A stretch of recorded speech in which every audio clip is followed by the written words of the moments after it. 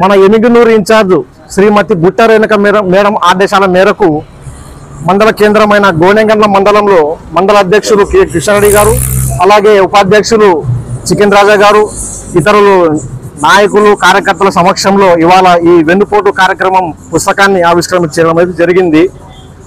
కప్పి ఉంచితే కవిత్వం, విప్పి చెప్పితే విమర్శ అని డాక్టర్ సి నారాయణ రెడ్డి ఆ రోజే చెప్పారు.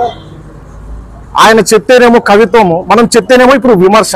కాబట్టి ప్రజలారా ఇది గుర్తించాలి, అందరూ ముందరి వేయాలని చెప్పేసి కోరుకుంటున్నాము. మన దేశం ప్రజాస్వామ్య విలువలు కలిగిన దేశం. ప్రజలు ఎన్నుకున్న దాన్ని తూచా తప్పకుండా పాటించాలి. ప్రజలు ఎన్నుకున్న ప్రభుత్వాన్ని విఫలమైనప్పుడు మనం ఖచ్చితంగా ప్రశ్నించాలి, అది ఒక హక్కు.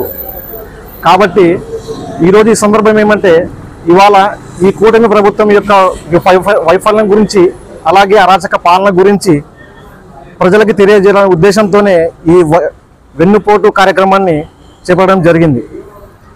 అలాగే పోటులోకెల్లా అతిపెద్ద పోటు వెన్నుపోటు. ఈ పదం ఆంధ్ర రాష్ట్రంలో 1990 నుంచి చాలా పాపులర్. ఈ పాపులర్ చేసిన వ్యక్తి ముఖ్యమంత్రి శ్రీ నారా చంద్రబాబు నాయుడు గారు. ఆయన ఎన్నికల ముందు ప్రకటించిన హామీలు, చెప్పిన వాగ్దానాలు, ప్రకటించిన మేనిఫెస్టోలు ఎన్నికల ముందు ఎన్నికల తర్వాత చరామామూలే.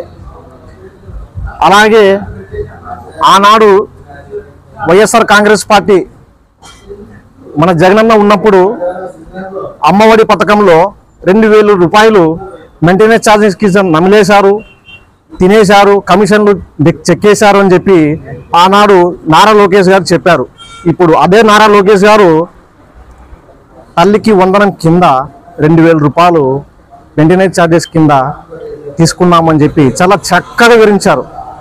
కాబట్టి అప్పటికి ఇప్పటికీ చాలా తేడా ఉంది. కాబట్టి ఇది ప్రజల్లోకి వెళ్ళాలి అనే ఉద్దేశంతోనే ఇవాళ ఈ కార్యక్రమం చేపట్టడం అనేది జరిగింది. జై హింద్, జై జగన్, జై జగన్, జై బుట్ట రేణుకమ్మ నాయకత్వం. Thank you.